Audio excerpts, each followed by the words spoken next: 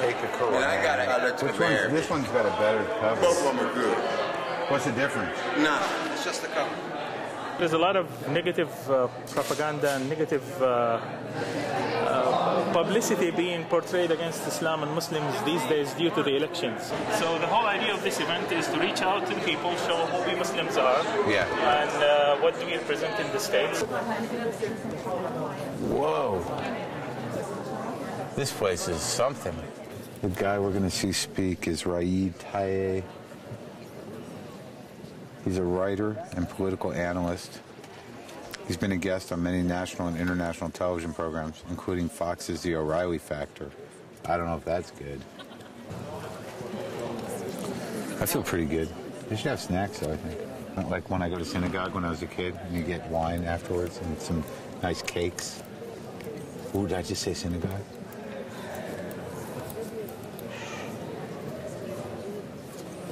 That's prejudice, isn't it?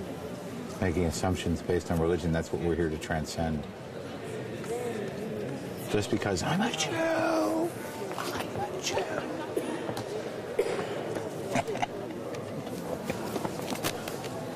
I'll do it later on the mic. Good evening, ladies and gentlemen. We have read in newspapers that Barack Obama's, there are smear campaigns labeling Barack Obama a Muslim. What's the smear in accusing him of being a Muslim?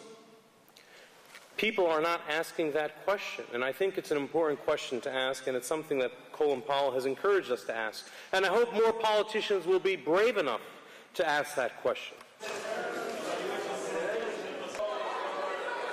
The Muslim community over here is used more like a, scapegoat. A layman gets this picture that there is these two forms of Islam. One is the moderate Islam and one is the extremist Islam. And usually the extremist Islam is associated with people who are religious. Somebody like me wearing a headscarf or somebody with a beard. Is there friction between black Muslims and Arab Muslims in America? Oh, yeah, absolutely. There is some, but I would say that 9/11 has been a real equalizer, because basically if your name is Muhammad, whether you changed it or not. Yeah, right. If you're trying to sometime make it through a flight line and you're traveling overseas, basically when it comes to discrimination against Muslims, whether black or Arab, or South Asian, they're equal opportunity employers. That's right. This is a presidential candidate, Barack Obama, who's been accused of being Muslim. It's sad to have to say he's been accused of it, like it's something bad. I know. Well, people who claim that Obama is Muslim, just listen to what this guy is saying. Yeah. I mean, he's saying Jerusalem should be the eternal capital of Israel, for example. This wasn't even said by any other candidate before. And this shows how shallow sometimes people in this country are, that they are not even listening to what the candidate's saying, and they are seeing only his brown color or his weird name. So do you feel like the Muslim community is represented at all in this presidential dialogue? John McCain, when he took the microphone from a woman in his campaign, I remember that, and he said, no, Obama is a decent citizen. He's telling the whole America that Arab Americans are neither decent nor citizen. Were you born Muslim? No, I was not. What were you brought up as? Jew. Oh, yeah? Yes. Interesting. How's that going over with the family? Not bad, actually. I mean, very secular, so not really religious Jewish. Right. But, yeah, me too. I still think even it'd be interesting to see what would happen if I decided to become a Muslim.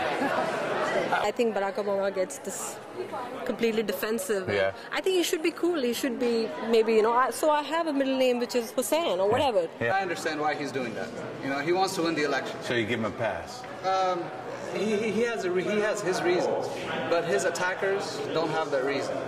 Right. No Muslim wants to be sacrificed on the altar of political expediency, and I think Barack Obama has practiced that. I think for his own candidacy, that he's kind of throwing us under the bus. Yeah. You think an Obama presidency is going to change things for Muslims? I'm hoping. I don't know. What would the change? I mean, how would that become a change? Well, the Democratic Party, from what I understand, they plan to at least end the war sooner than the Republican Party. So for the Muslims around the world, that'll be a good thing.